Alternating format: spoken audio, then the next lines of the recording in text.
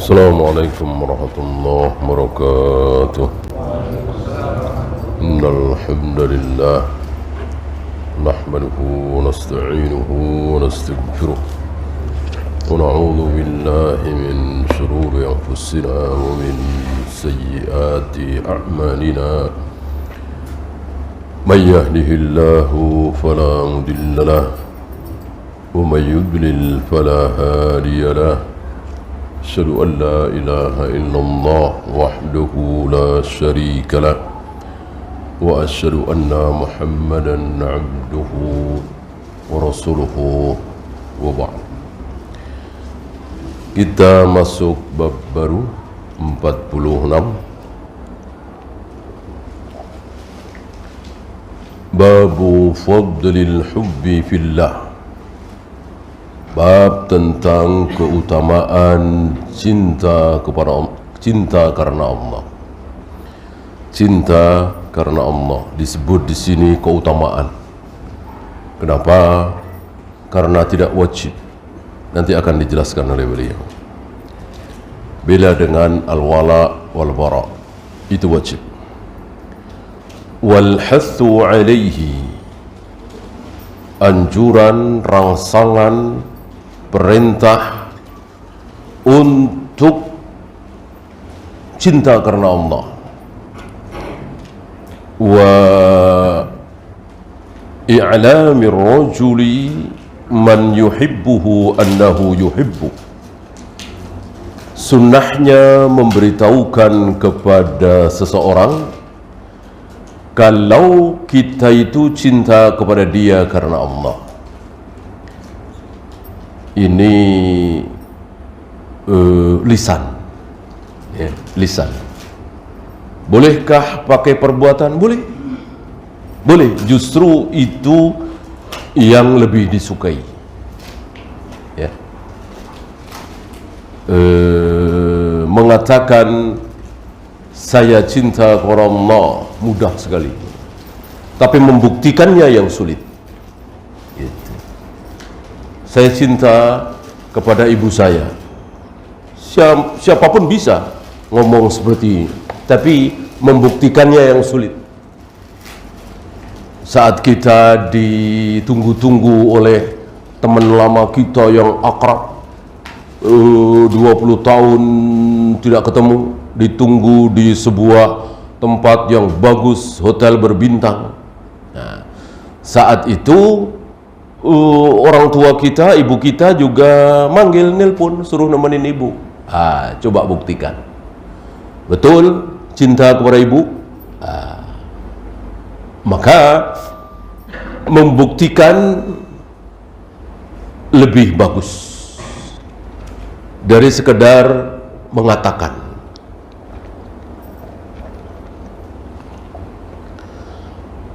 Saya enggak mengatakan kepada si fulan, Pak, saya mencintai Anda karena Allah. Tapi ketika si fulan ini mau berangkat umroh misalnya, mau bangun masjid misalnya, mau menikahkan anaknya misalnya, mau melakukan kebaikan, saya membantu paling depan misalnya. Itu kan sudah bukti saya mencintai dia karena Allah. Cuman ketika dia mau ngadain acara ulang tahun misalnya, saya nggak bantu. Kan cintanya karena Allah, bukan karena dia.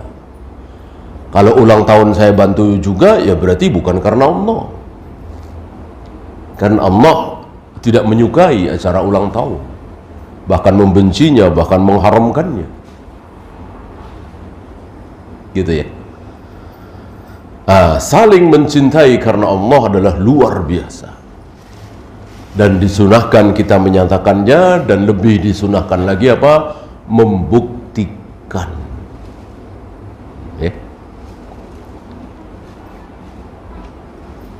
Wa madza yaqulu lahu idza a'lamahu, dan ucapan apa yang disunahkan kita ucapkan ketika ada orang yang mengatakan kepada kita, aku mencintai Anda karena Allah. Ya, jawaban kita apa? Nanti akan dibahas oleh beliau.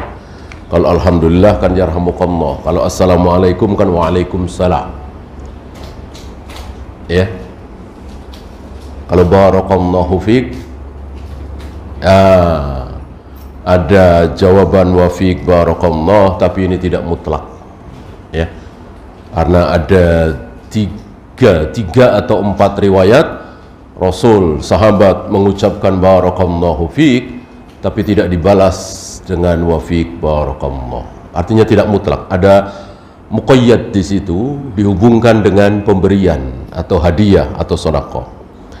Kalau tidak ada pemberian atau sedekah, tidak disunahkan barakallahu fiik dijawab dengan wa fiik barakallah. Beda dengan alhamdulillah yarhamukallah, assalamualaikum, waalaikumsalam, atau termasuk ini ya, ahabbakallah, nanti akan dijelaskan oleh beliau. Ya. Dan ketika kita sudah saling mencintai karena Allah, si A dengan si B dengan si C, antara kita semua sudah muncul rasa cinta karena Allah, jangan dirusak. Jangan dirusak. Ini kan banyak. Kemarin-kemarin saling mencintai, sekarang enggak lagi. Kemarin-kemarin saling bekerja sama, sekarang malah saling caci maki. Ya. Kenapa? Karena tidak dijaga. Tidak dijaga. Salah satu yang bisa menjaga kita untuk terus saling mencintai karena Allah apa? Jangan mau tahu aib dia. Gitu. Saya dengan antum sudah saling mencintai karena Allah. Tentu antum punya aib, saya punya aib. Mana ada manusia nggak punya aib? Ya, para sahabat saja punya aib. Nah, antum jangan mau tahu aib saya juga jangan mau tahu aib antum. Kalau ada yang coba-coba ngasih tahu, tutup mata, tutup telinga. Kenapa? Karena tadi rusak. Coba kalau saya tahu aib antum, ya, antum tahu aib saya, mungkin antum nggak mau duduk di sini, nggak mau dengar ucapan saya nggak mau ngobrol sama antum. Saling tahu aib masing-masing. Alhamdulillah Allah tutupi aib saya, antum nggak tahu, aib antum saya nggak tahu. Ini nikmat besar, nikmat besar. Nah, yang merusak nikmat besar ini, saling mencintai karena Allah ini, salah satu yang merusak adalah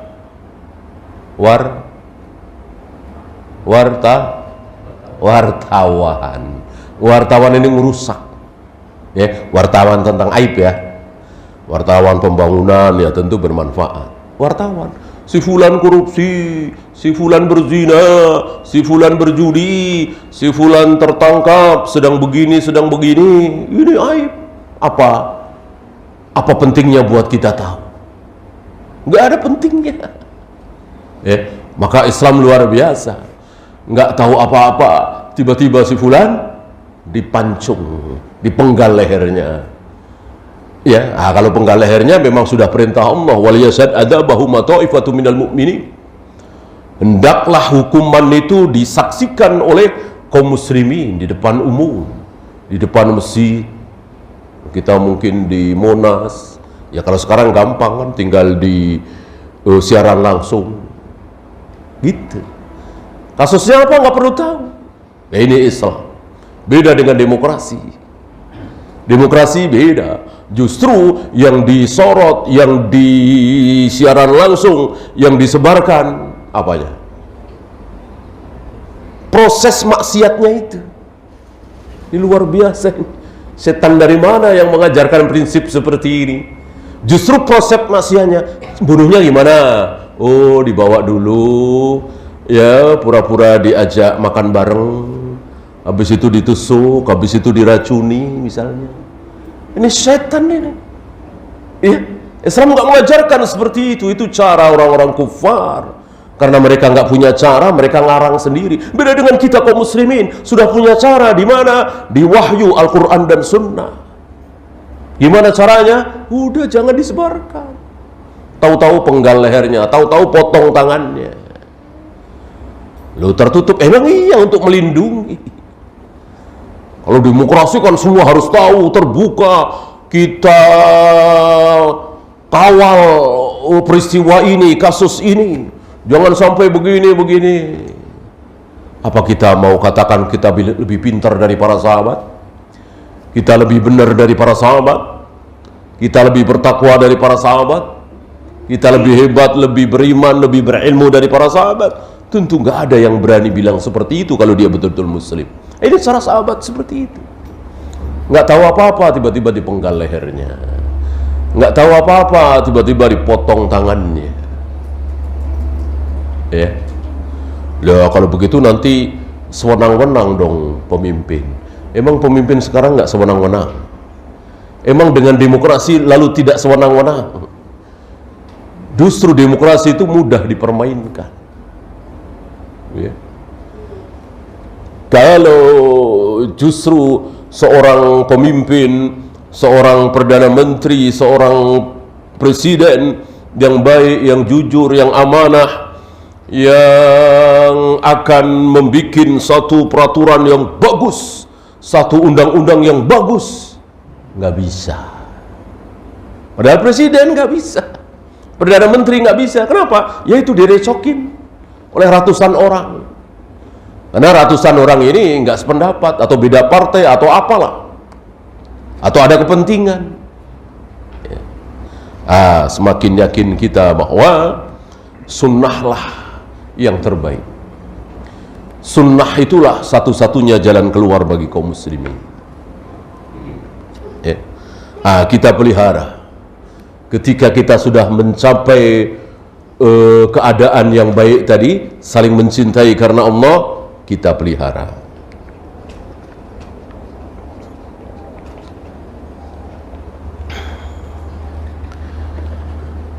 Jangan sampai menjadi rusak gara-gara kita saling mengetahui aib masing-masing. Beliau membawakan ayat ke-73 dari suratul Anfal, walladzina kafaru ba'duhum awliya'u ba'd. Orang-orang kafir itu satu sama lain menjadi wali. Terserah mau diartikan apa. Ya, teman setia silahkan, pemimpin silahkan. Ya, karena memang ada beberapa arti wali. Kekasih silahkan.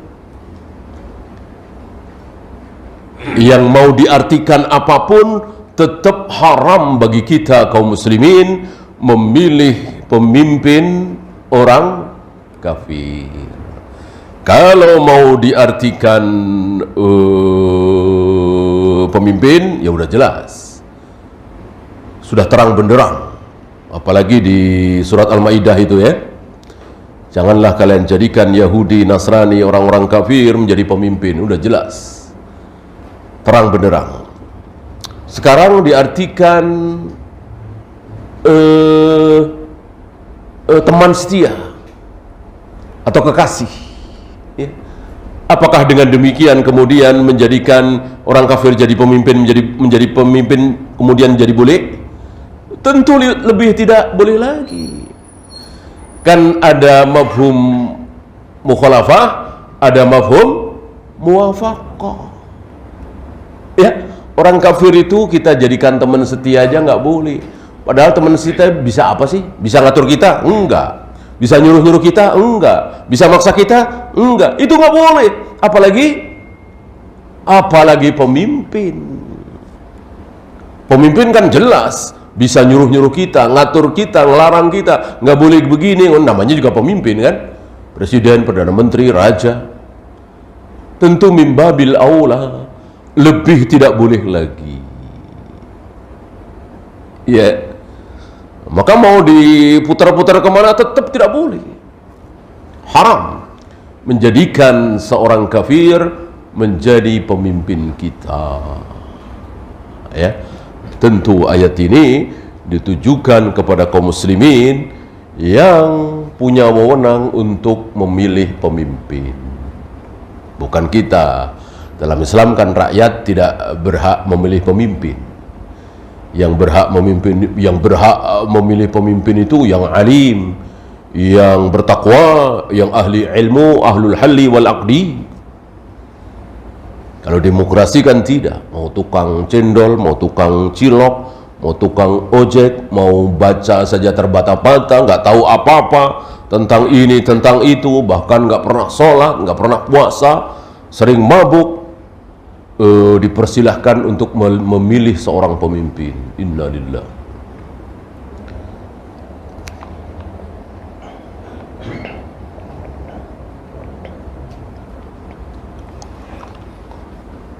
Sama dengan orang mengatakan tidak ada di Al-Quran ayat melarang mengucapkan selamat Natal. Orang yang mengatakan seperti ini berarti dia harus mengatakan tidak ada dalam Al-Quran larangan memukul orang tua. Yang dilarang cuman mengucapkan hus wala taqul lahuma uffin. Nggak ada larangan memukul, menendang. Dia tidak tahu mafhum muwafaqah. Mengucapkan hus kepada orang tua tidak boleh, apalagi memukul, menendang, menyakiti fisiknya. Mengucapkan hus saja tidak boleh. Sama dengan tidak ada larangan berzina, yang ada larangan mendekati zina, wala taqrabuz zina. Yang nggak boleh mendekati, kalau zina sekalian boleh. Tentu ini pikiran gila. Iya kan? Nah sekarang, adakah larangan mengucapkan selamat tahniah kepada orang yang berbuat maksiat, berzina misalnya? Habis berzina dengan istri tetangga, kita tahu atau dia cerita, lalu kita ngasih selamat ya. Ada larangannya? Jelas. Dan nggak tega rasanya kita nggak usah pakai dalil dulu. Seandainya kita nggak tahu dalilnya, ada teman kita habis perampok, lalu kita bilang selamat ya. Ada teman kita habis mabuk, berzina, memperkosa, lalu kita kasih selamat ya. Tentu nggak tega kita, nggak terima kalau itu boleh. Jelas ini haram. Nah sekarang mana yang lebih besar dosanya? Berzina, minum khamr, berjudi, apa? Memperingati lahirnya Tuhan. Mana lebih besar dosanya? Tentu memperingati lahirnya Tuhan. Natal itu kan memperingati lahirnya Tuhan. Jadi Tuhan punya anak diperingati. Mana ada dosa lebih besar dari ini? Zina, khamr, judi, mencuri, membunuh, korupsi kecil dibanding dengan meyakini bahwa Allah punya anak, Tuhan punya anak. Masih ingat langit, bumi, gunung ngapain? Ketika pertama kali mendengar bahwa Allah punya anak, anda'u lirrahmani walada, pertama kali mendengar Allah punya anak, langit hampir-hampir mau runtuh, gunung hampir-hampir mau meledak, bumi hampir-hampir mau pecah, saking emosinya. Allah dikotori dengan sifat-sifat sekotor itu. Allah punya anak. Lalu kita bukannya emosi, malah senang, senyum, selamat ya, selamat Natal ya, selamat ya, Tuhan Anda punya anak. Inna lillahi wa inna ilaihi raji'un. Ini maka tidak boleh sembarangan kita memahami ayat Al-Quran. Ada kaidah-kaidah tafsir, ada mafhum mukhalafah tadi, mafhum muwafaqah, ada mutlak, ada muqayyad, ada khas, ada am, ada nasi, ada mansukh. Yang Imam Ahmad geleng-geleng kepala mendengar ini pertama kali dari Imam Syafi'i. Maka Imam Ahmad rela meninggalkan majlis-majlis ulama tua, Sufyan bin Uyainah, Sufyan As-Sawri ditinggalkan oleh beliau. Malah milih majelisnya anak muda. Imam Syafi'i waktu itu masih muda. tiga-tiganya atau ada beberapa, semuanya di Masjidil Haram. Nah, yang lain memenuhi majelisnya Sufyan bin Uyainah, Sufyan Ats-Tsauri. Imam Ahmad malah duduk di majelisnya anak muda, yaitu Imam Syafi'i Muhammad bin Idris. Murid-muridnya mengkritik, ngapain di sini? Kenapa tidak ke imam kita Ahlul Hadis? Dijawab, aku nggak tahu mutlak itu apa, muqayyad itu apa, khas itu apa, am itu apa, nasih mansuh itu apa. Aku nggak tahu sebelum aku duduk di majelisnya anak muda ini, Muhammad bin Idris. Ya, kalau ilmu hadis kan bisa nyusul. Belajar hadis itu bisa nyusul, kan catatan aja. Haddatsana fulan, haddatsana fulan. Ya. Kalau pelajaran ini nggak bisa nyusul. Harus butuh diterangkan mutlak apa, muqayyad apa, am apa, khas apa, dan seterusnya dan seterusnya.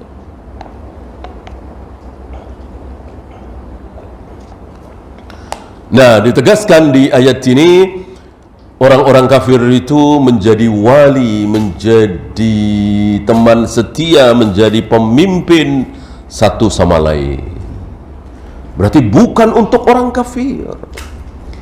Tidak boleh orang kafir ditunjuk sebagai pemimpin kaum muslimin. Kaum muslimin harus dipimpin oleh seorang muslim. Oleh karena itu, ketika kita semua dipimpin oleh seorang muslim, tapi dia korup, tapi tidak amanah, tapi berbuat maksiat, tapi melakukan keburukan-keburukan, bolehkah kita melawan? Bolehkah kita melawan? Tidak boleh, illa antarau fihi kufran bawahan, sebelum terlihat kekufuran yang jelas pada diri presiden kita, raja kita, khalifah kita. Misalnya raja kita mengatakan sholat udah nggak wajib lagi, nggak perlu sholat. Nah, jelas kekufuran nyata ini. Boleh melawan, boleh memberontak. Boleh, tapi ya bukan harus. Boleh saja. Kalau toh nggak melawan karena memang kita tidak punya kekuatan dan juga tidak bersatu kaum muslimin, ya nggak apa-apa. Nggak apa-apa. Lebih baik tidak melawan daripada nanti melawan malah bumerang, malah berperang sesama muslim. Karena raja yang sudah mengucapkan kalimat kufur ini ada pembelanya, ya, akan perang saudara.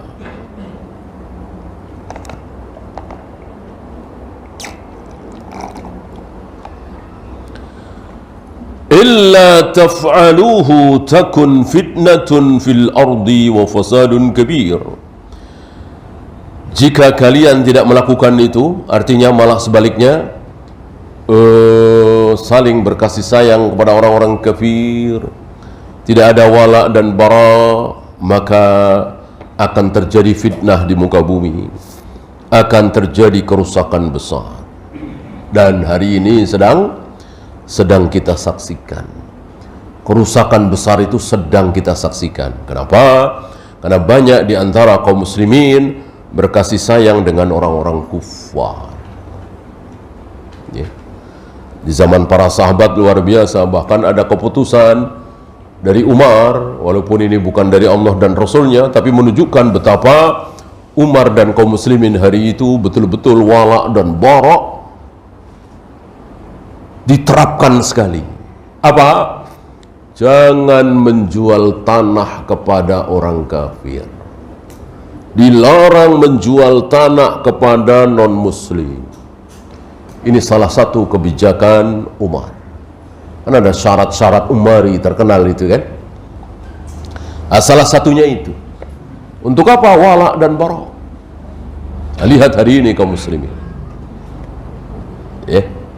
Tidak peduli mau tanahnya dijual, mau dibikin gereja, dibikin candi, wihara, nggak peduli. Yang penting laku mahal. Ini kaum muslimin hari ini.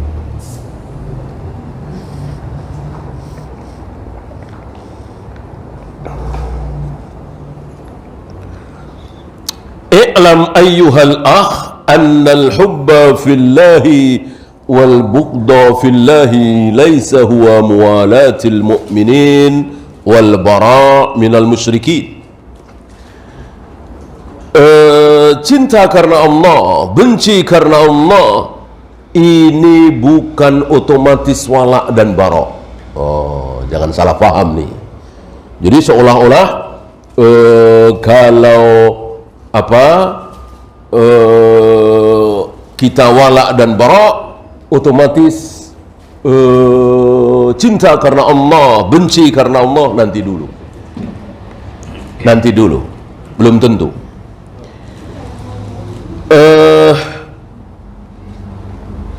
Mana dalil? Yang pertama, al-wala wal bara aslun wajibun wal hubbu wal bughdu kamal. Wala dan bara ini asalnya wajib, sedangkan cinta dan benci karena Allah ini sebuah kesempurnaan. Maka di awal tadi saya katakan, diucapkan dalam judul fadlul hubbi, keutamaan cinta karena Allah, bukan kewajiban. Ya. Maka seandainya ini kewajiban, sementara kita masih mencintai ibu kita, padahal dia atau Hindu misalnya, jelas dosa, harus hilang, kan sulit sekali. Gimana kita mau menghilangkan rasa cinta kepada ibu kita, ayah kita, ya, kakak kita, adik kita? Sulit, walaupun mereka kafir semua. Kita seorang diri satu-satunya yang masuk Islam. Ya, itu pun banyak ditentang. Ya minimal sinis lah ya. Setahun 2 tahun si fulan ini masuk Islam. Bisakah dia menghilangkan rasa cinta kepada ayahnya, ibunya, kakaknya, adiknya? Tentu sulit sekali. Sulit sekali. Masih ada rasa cinta, jalan-jalan bareng, ketawa-ketawa, makan bareng, ketawa-ketawa, ya, bercengkerama. Bolehkah? Boleh. Boleh. Asal wala dan barok tetap dijaga. Kalau mereka Natalan, ya jangan datang. Mereka melakukan ritual Budanya, Hindunya, ya jangan datang. Mereka berbuat maksiat, ya jangan datang. Mereka ngawinin anak, boleh. Itu pun ada acara maksiatnya atau tidak. Kita ikut membantu maksiatnya atau tidak. Ya. Jadi wala dan bara ini wajib asalnya, ya.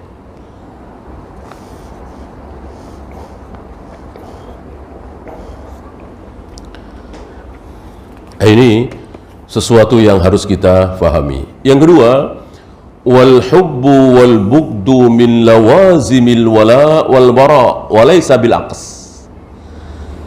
Cinta karena Allah, benci karena Allah, ini otomatis dia sudah wala dan bara, dan tidak sebaliknya tadi, ya. Ketika dia sudah bisa menghilangkan nggak pengen lagi nyampur sama keluarganya, teman-temannya yang dulu sama-sama sekolah Katolik misalnya, udah nggak pengen lagi. Berarti dia sudah muncul rasa cinta karena Allah, benci karena Allah. Ya, walaupun nggak ngapa-ngapain, maksudnya tidak melakukan perbuatan yang haram, ulang tahun tidak, Natalan tidak, ritual agama mereka tidak, sedang kumpul-kumpul saja dan halal itu, tapi dia nggak mau. Nggak ada rasa cinta kecuali karena Allah, ya. Yang muncul malah benci, nggak enak, nggak nyaman. Itu lebih baik. Bagaimana kalau ngumpul-ngumpul Natalan? Ya jelas nggak mau lagi. Orang ngumpul-ngumpul makan biasa aja dia nggak mau. Bagaimana ngumpul ulang tahun, ngumpul Natalan, lebih tidak mau lagi. Ya. Jadi dua hal ini menunjukkan bahwa mana yang wajib, mana yang tambahan, mana yang asal, mana yang kesempurnaan. Ini dikenal dalam Ahlus Sunnah. Beda dengan Khawarij. Orang Khawarij nggak kenal ini. Pokoknya iman apa kafir, gitu. Kalau iman harus sempurna, kalau tidak sempurna kafir. Nah, itu Khawarij. Mu'tazilah. Iman harus sempurna. Kalau nggak sempurna kafir. Iman sempurna itu bagaimana? Ya sholat, ya puasa, ya zakat, ya haji, jauh dari zina, jauh dari khamar, judi, segala macam maksiat. Sekali minum khamar segelas, maka kafir. Ini Khawarij, ini Mu'tazilah. Beda dengan Ahlus Sunnah. Ahlus Sunnah meyakini istilah aslul iman, ada istilah kamalul iman. Ada aslul iman, ada kamalul iman. Nah, kalau aslul iman ini hilang, baru kafir. Kalau kamalul iman, kesempurnaan iman itu hilang, belum tentu kafir, tetap beriman tapi tidak sempurna. Ya. Sama dengan orang tidak punya tangan, tidak punya kaki. Apakah dia manusia? Orang iya, tapi tidak sempurna. Sama negara Islam, ada masjid di mana-mana, suara azan menggema di mana-mana, tapi tidak ada potong tangan, tidak ada cambuk, tidak ada rejam. Maka ini negara Islam tapi tidak sempurna. Masih negara Islam? Masih. Ini Ahlus Sunnah. Beda dengan Khawarij, Mu'tazilah yang dangkal sekali pemikirannya. Pokoknya kalau nggak muslim kafir. Pokoknya kalau nggak beriman kafir. Kalau nggak sempurna imannya, nggak sempurna muslimnya kafir. Walaupun dia sholat, puasa, zakat, haji dan seterusnya, sekali minum khamar kafir. Sekali berjudi kafir. Sekali berbohong kafir. Oleh karena itu Ahlus Sunnah ketika ada orang yang terkena subhat Khawarij kok meriwayatkan hadis, diterima apa tidak? Diterima. Karena nggak mungkin dia bohong. Karena bohong bagi mereka kafir. Dengan syarat hadis yang diriwayatkan oleh dia itu tidak mendukung Khawarijnya, tidak mendukung firqahnya. Mungkin hadis tentang sholat misalnya, hadis tentang saum misalnya. Karena hadis itu tidak mengandalkan pemahaman, tapi mengandalkan hafalan, kesikohan, kejujuran dalam meriwayatkan hadis. Kecuali di roya, hadis kan ada riwayat, ada di roya. Kalau di roya memerlukan pemahaman, memerlukan penalaran. Kalau riwayat tidak, dengar dari si A gimana, seperti itu, disampaikan ke si B, persis seperti yang dia dengar dari si A. Si B sampaikan ke si C, persis seperti yang dia dengar dari si A dan seterusnya dan seterusnya.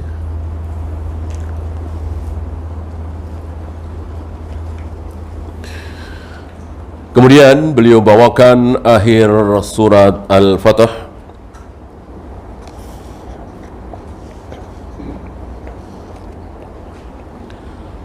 Qala Allah Ta'ala Muhammadur Rasulullah, Muhammad Rasulullah, walladzina ma'ahu, dan orang-orang yang bersama dia.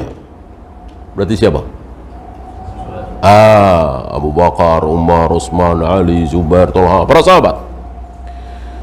Itu asyidda'u 'alal kuffar. Asyidda, syadid. Apa? Keras, tegas, gak ada tawar-menawar. Gitu. Terhadap orang-orang kufar.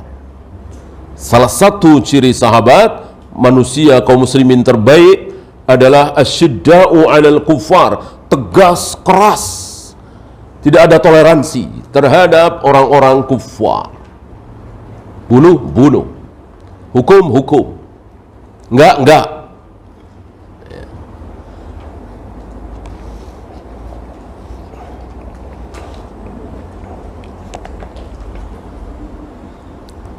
Ini sering disalahartikan oleh sebagian orang-orang yang tidak faham dengan kata-kata bagus, dengan wahyu yang bunyinya rahmatan lil alamin, bahwa Islam ini adalah rahmat bagi seluruh alam. Rahmat itu apa? Ya kasih, ya sayang, ya santun, gitu. Mereka tidak tahu ucapan rahmatan lil alamin keluar pertama kali dari mulut siapa? Mulut Nabi Muhammad Rasulullah sallallahu alaihi wasallam. Ketika menceritakan apa? Ketika menceritakan Nabi Hud yang diutus oleh Allah khusus kaum 'Ad. Yang di luar kaum 'Ad Allah nggak wajibkan kepada Nabi Hud. Kemudian Nabi Saleh yang Allah perintahkan kepada Nabi Saleh untuk berdakwah khusus kepada kaum Samud. Kemudian Nabi Musa, Nabi Yahya, Nabi Zakaria, Nabi Yusuf bin Nun, Nabi Harun, Allah perintahkan berdakwah khusus kepada Bani Israel. Adapun aku rahmatan lil alamin. Lihat. Jadi apa maksud Nabi dengan ucapan rahmatan lil alamin? Kita tahu maksudnya. Bahwa kalau nabi-nabi itu diutus khusus untuk umat-umat tertentu. Tadi Nabi Hud khusus kaum 'Ad, Nabi Saleh khusus kaum Samud, Nabi Musa, Nabi Yahya, Zakaria khusus Bani Israel. Adapun aku rahmatan lil alamin, untuk seluruh alam wajib ikut syariatku. Begitu. Bukan Islam kaum muslimin suruh berkasih sayang kepada non muslim. Muncullah hadis-hadis palsu. Katanya setiap kali Rasulullah datang ke masjid, di tengah jalan diludahin, gitu. Setiap kali datang ke masjid, di tengah jalan diludahin. Satu ketika yang ludahin ini Yahudi, ya, mati apa sakit gitulah, ya. Nabi nanya, kok saya nggak ada yang ludahin lagi, kemana? Oh, sakit ya Rasul. Di mana? Dijenguk malahan, ditengokin nama Rasul, ya. Ini mudah sekali mematakannya. Itu Rasul berangkat ke masjid lewat mana? Jalan lewat apa? Orang rumah Rasul sama masjid itu nempel, ya kan? Ya itulah orang ngarang-ngarang cerita, ya. Ketahuan kadang dari sisi yang sangat sederhana. Orang bohong itu seperti itu. Katanya Amerika sudah sampai ke bulan. Di foto di situ, di video itu, bendera Amerika berkibar di bulan sana, ya. Lupa dia, katanya di bulan nggak ada udara, boro-boro ada angin, ya. Udara aja nggak ada, gimana ada angin? Angin kan udara yang bergerak katanya. Kok bisa berkibar dari mana? Ini sesuai dengan ucapan para imam, afatul kadzib an-nisyan. Bahayanya orang bohong itu apa? Bahayanya orang bohong itu apa? Lupa, ya. Maka kalau antum mau bohong, awas, jangan sampai lupa. Ingat-ingat terus itu kalau bohong, ya. Nanti ketahuan, ya. Maka polisi tahu persis kaidah ini. Tanya ini, tanya itu, tanya ini, tanya itu. Ketahuan kalau ini bohong, ya. Pengacara nggak mau kalah, suruh ngarang cerita, inget-inget ya. Suruh inget-inget. Ayolah, udah setan lagi, ya.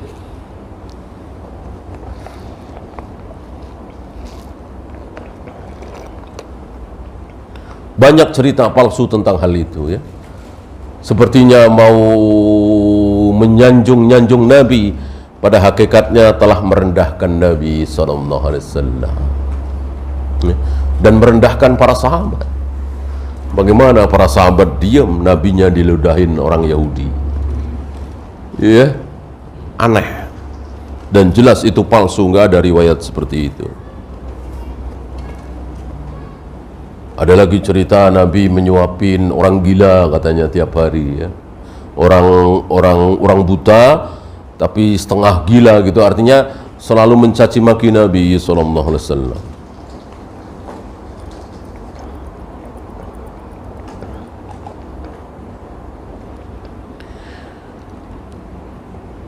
kita harus paham ya, bahwa orang-orang kafir itu akan masuk Islam dengan hidayah dari Allah. Tidak perlu dengan cerita-cerita bohong seperti itu.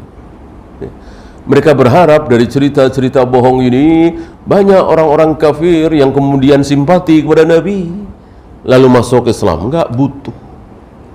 Ya, dakwah ini sesuatu yang luar biasa baiknya, enggak perlu dicampur dengan kebohongan. Sampaikan Islam itu begini. Kalau begini bukan Islam.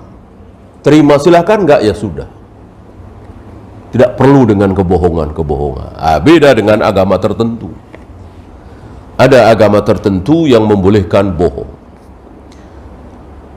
Kalau dengan bohong maka kerajaan Tuhan itu akan tegak di muka bumi, maka mari kita berbohong. Ada kalimat seperti itu katanya. Islam tidak butuh ya, cerita-cerita bohong. Bisa saja kan, saya bikin cerita bohong di sini, ngarang cerita, dan itu banyak terjadi. Dengan kebohongan itu, antum termotivasi, tergerak hati antum ya, untuk membantu pembangunan masjid ini sedang dibangun misalnya. Bertahun-tahun nggak jadi-jadi. Saya bikin cerita bohong gini. Jamaah terkesima dengan cerita bohong itu. Lalu keluarkan dompetnya, ya, dilepas gelangnya, gelang emasnya, kalungnya yang ibu-ibu. Ya. Perlukah dakwah seperti ini? Nggak perlu. Yang dibohongi dapat pahala, yang bohong berdosa, walaupun berakibat masjid itu akhirnya terbangun. Nggak perlu dengan cara-cara bohong seperti itu. Nggak boleh.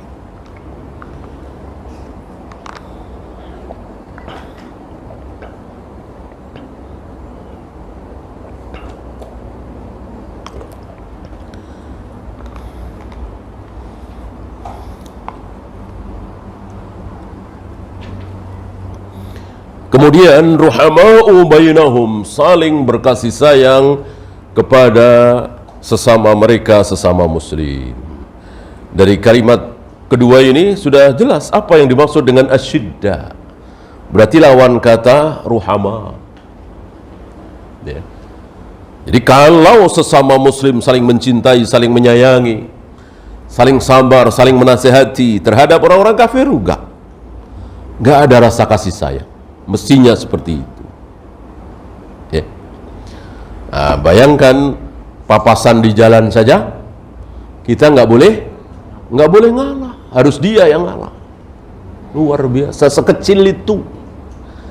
Nabi memberikan contoh yang kecil. Bagaimana yang lebih besar? Ya, lebih harus diusahakan lagi. Dalam bisnis misalnya, dalam proyek misalnya, dalam ini, dalam itu. Ya. Sama ini muslim, ini kafir, kita pilih yang muslim. Ya. Harganya sama atau bahkan mungkin lebih mahal dikit. Gitu. Pilih yang muslim. Kecuali yang muslim ini berkhianat, tipu-tipu, bohong, kita udah tahu, ya jangan. Ya. Artinya sama. Kita pilih yang muslim. Karena mereka juga seperti itu. Ya. Kita nggak pilih-pilih rugi, mereka juga pilih-pilih. Ya. Ya, keyakinan itu kan mendatangkan apa ya?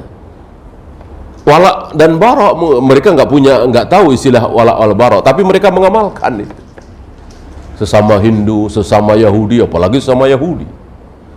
Luar biasa. Sesama Nasrani. Bagaimana kita sesama Muslim kok disuruh ngalah? Sementara mereka juga pilih-pilih, masuk kita nggak boleh pilih-pilih.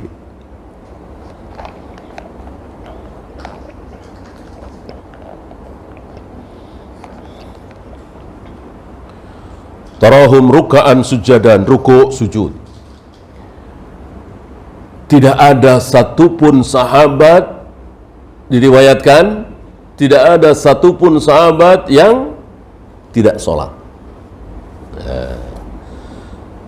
Kalau berzina ada. Ya.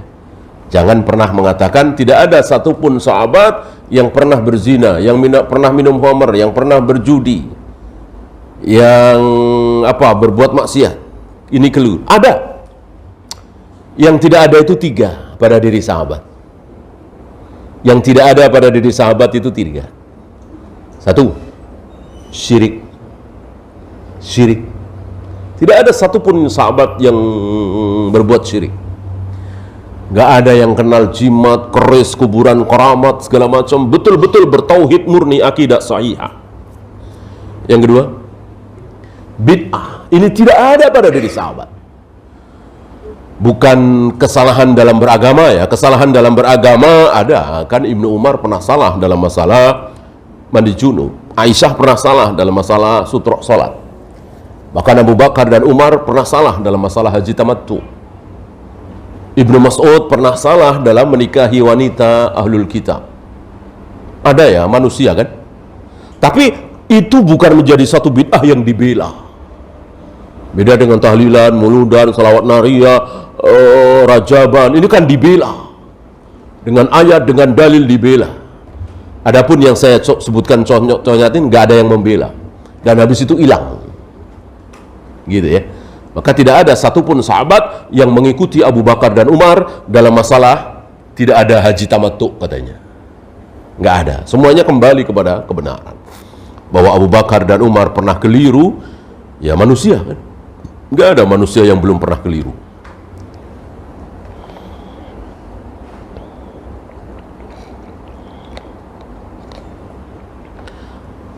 Satu, syirik. 2 apa tadi? Bid'ah. 3, tidak mentaati perintah yang wajib. Yang terbesar tentu sholat. Adakah sahabat yang tidak sholat? Nggak ada. Adakah sahabat yang tidak puasa Ramadan? Nggak ada. Adakah sahabat yang tidak bayar zakat padahal kaya? Nggak ada. Maka cerita tentang Sa'labah sahih apa dhaif? Sa'labah, masih ingat ya? Sa'labah yang katanya dulu miskin, kemudian minta didoakan oleh Nabi supaya kaya, akhirnya diberi kekayaan, lalu pas kaya ditagih zakatnya oleh Nabi, nggak ngasih. Ya, ditagih lagi nggak ngasih dan seterusnya. Akhirnya di akhir kehidupan Nabi dia sadar katanya, diserahkan zakat, Nabi nggak terima. Ini kisah dhaif. Nabi wafat, diserahkan ke Abu Bakar juga nggak mau terima. Ini tidak sahih, nggak ada kisah seperti ini, nggak ada.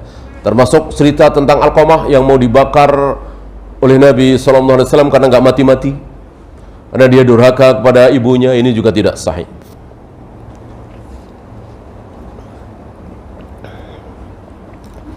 Dua kisah yang cukup terkenal, Alqamah dan Sa'labah, dua-duanya tidak sahih dari Nabi SAW, tidak ada pada diri sahabat seperti itu. Ya.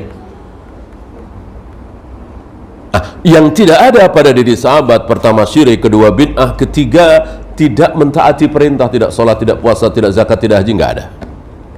Ya. Nah setelah itu yang keempat baru ada. Ada sahabat yang berzina? Ada, sudah lewat hadisnya, kita baca dulu kan. Ma'is, perempuan Gomidia, ya, perempuan Juhainah, yang membocorkan rencana Nabi mau menyerang Mekah. Ada sahabat Hatib bin Abi Balta'ah, ini kan membocorkan rencana Nabi SAW. Yang berbuat maksiat, dosa besar ada. Yang tidak ada 3 tadi.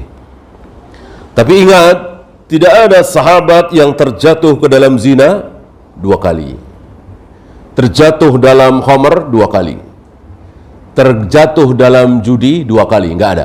Cukup sekali, habis itu taubat. Cukup sekali, habis itu taubat. Tentu ini berbeda dengan keadaan kaum muslimin hari ini. Berkali-kali jatuh lagi, bertaubat lagi, jatuh lagi ke maksiat, bertaubat lagi. Itu kaum muslimin hari ini. Dan Allah tidak pernah menutup pintu taubat. Mau mabuk lagi, bertobat lagi, mabuk lagi, bertobat lagi, mabuk lagi, bertobat lagi, sampai puluhan bahkan ratusan kali Allah tidak pernah menutup pintu taubat.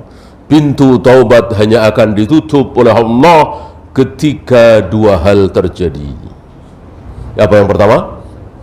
Indal qarqarah, ketika nyawa kita di kerongkongan. Yang kedua, hatta tatlu asyamsu min maghribiha, ketika matahari terbit dari barat. Dua keadaan itu saja yang menyebabkan Allah tidak mau terima lagi taubat seseorang.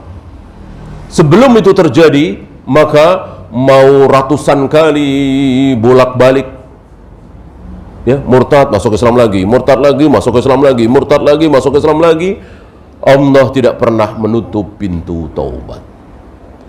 Allah Maha menerima taubat. Allah setiap malam membentangkan tangannya, membentangkan kedua tangannya. Untuk apa? Liyatuba musii'un nahar, untuk menerima taubat orang yang berbuat salah, berbuat dosa di siang hari. Siang hari sama Allah membentangkan kedua tangannya. Innallaha yabsutu yadahu bin nahar, Allah membentangkan tangannya di siang hari untuk menerima taubat orang yang berbuat salah di malam hari. Dan begitu setiap hari sampai hatta tatlu asyamsu min maghribiha, sampai matahari terbit dari barat, maka Allah tidak membentangkan tangannya lagi, tidak menerima taubat siapapun, sudah tertutup. Kecuali ada perkecualian ya. Kecuali amal-amal Allah nggak terima ya. Nggak mau sholat, begitu matahari terbit dari barat sholat, Allah nggak terima. Nggak pernah puasa Ramadan, begitu matahari terbit dari barat puasa Ramadan, Allah nggak terima. Kecuali yang sudah biasa melakukan ketaatan selama ini. Sebelum matahari terbit dari barat, dia selalu menjaga sholat 5 waktu dengan berjamaah. Ketika matahari terbit dari barat, ya diterima. Ya.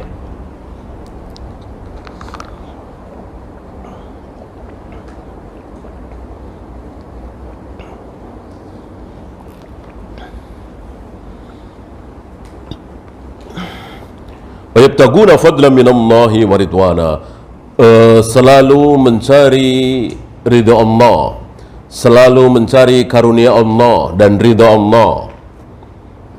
Jadi karunia Allah berupa rizki, pangkat, jabatan, kedudukan, hukum asalnya kan tidak haram. Tapi ingat, Allah ridha apa tidak? Ketika Allah tidak ridha, maka mereka tinggalkan. Walaupun gaji besar, walaupun pangkat tinggi, walaupun jabatan tinggi, tapi Allah tidak ridha, ditinggalkan oleh para sahabat. Mestinya kita meniru para sahabat.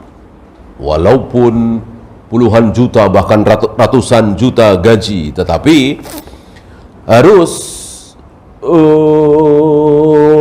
membantu riba, maka wajib kita tinggalkan, wajib. Ya. Ini ciri sahabat. Simahum fi wujuhihim min atharis sujud, ada bekas sujud di wajahnya, ada bekas sujud di dahinya. Ini bagian dari sunnah. Yang sunnah ini bukan berarti ketika muncul berarti dia pasti baik, tidak. Karena Khawarij di dahinya ada tanda apa? Ada tanda sujud. Apakah Khawarij itu baik? Kan tidak baik. Itu. Dan Khawarij memang begitu. Bercampur pada diri Khawarij itu antara yang baik dengan yang tidak baik. Dari fisiknya saja. Orang-orang Khawarij berjenggot apa tidak? Berjenggot. Berarti kan sunnah ini. Ya. Jidatnya hitam, salah tidak salah, bekas sujud, ya. Apalagi rambutnya dicukur habis, kepalanya botak, salah apa benar? Salah. Bercampur pada diri orang Khawarij ini fisiknya dulu ya, antara hak dan batil, antara benar dan salah, antara sunnah dengan bid'ah bercampur. Kalau bid'ah semua kan nggak mungkin.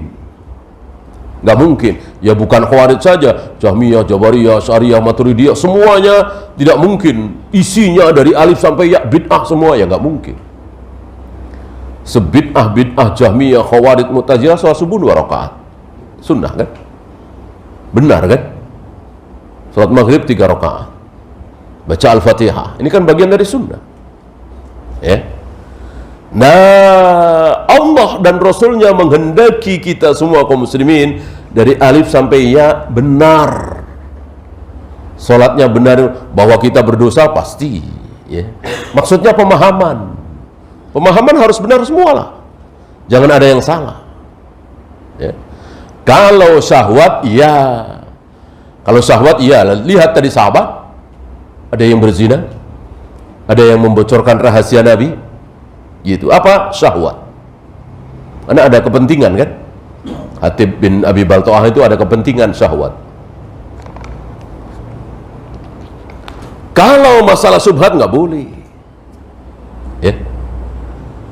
Maka kalau ada yang masih yang sholat, yang puasa, zakat, haji sesuai sunnah, kemudian masih suka ikut tahlilan misalnya, kita nasihati bahwa itu bid'ah. Mestinya dia sami'na wa ata'na. Ya, jangan ya manusia kan nggak ada yang sempurna. Masuk saya sunnah semua.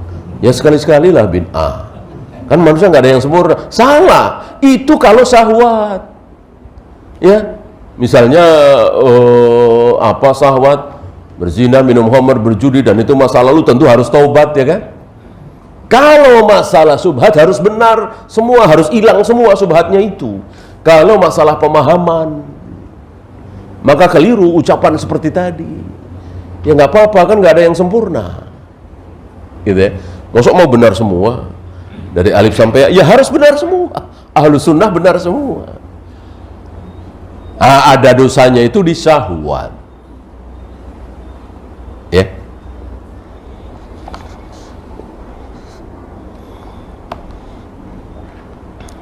Dan bukan berarti ketika ada kesalahan dalam hal pemahaman, terkena subhat, lalu otomatis dia keluar dari ahlus sunnah secara umum. Tidak seperti itu ya. Karena pemahaman itu ya ada yang salah. Tapi ya itu tadi, jangan disengaja. Ya. Jangan disengaja dengan mengatakan kalimat seperti tadi. Di akhir ayat ini ada kalimat liyaghidha bihimul kuffar.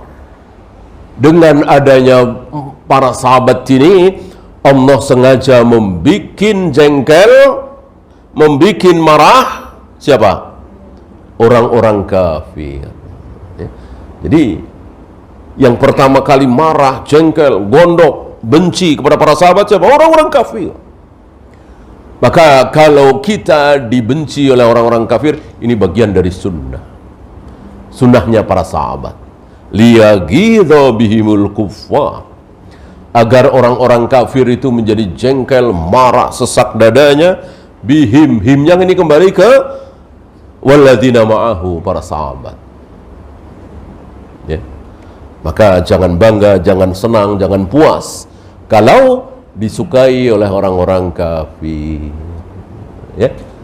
Mestinya kita sedih kalau dakwah kita, pelaku kita disukai oleh orang-orang kafir. Mestinya membuat mereka jengkel. Ya. Dan kafir, kalau betul-betul kafir, mereka akan jengkel, marah, dan sedih melihat kaum muslimin berbondong-bondong ke masjid. Ketika subuh sudah memenuhi masjid untuk sholat berjamaah, pada dasarnya mereka nggak suka, mereka jengkel. Yang betul-betul kafir ya. Karena ada juga orang-orang kafir itu yang ikut-ikutan.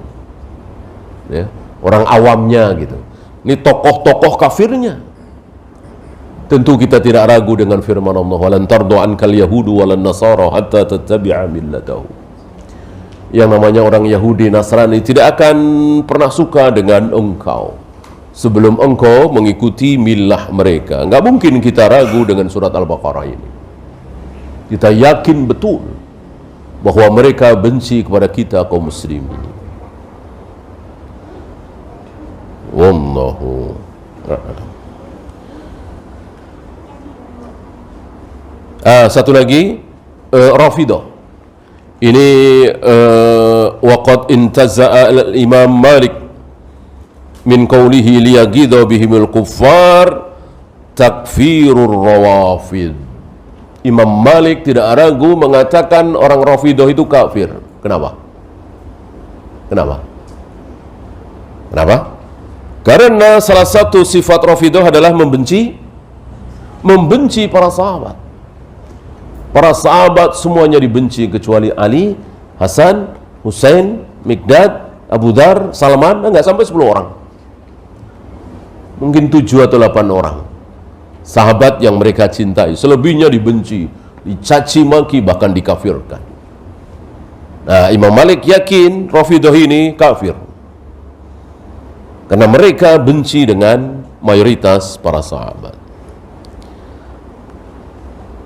Wallahu a'lam.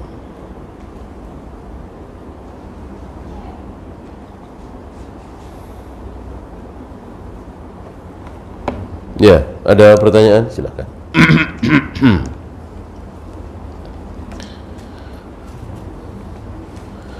Satu ayat lagi. Qala Allah Ta'ala walladzina tabawwa'ud dara wal imana min qablihim. Orang-orang yang menempati ad-dar, yang dimaksud Madinah, bukan Mekah. Wal imana min qablihim, sebelum datangnya orang-orang muhajirin. Yuhibbuna man hajara ilaihim. Berarti orang-orang Ansar ya. Intinya orang-orang Ansar itu mencintai orang-orang muhajirin. Dan kecintaannya bukan setengah-setengah ya. Wa yu'thiruna ala anfusihim walau kana bihim khassasah. Beliau orang-orang Ansar itu lebih mementingkan kepentingan orang-orang muhajirin walaupun diri mereka sendiri butuh. Ya, ngalah gitu.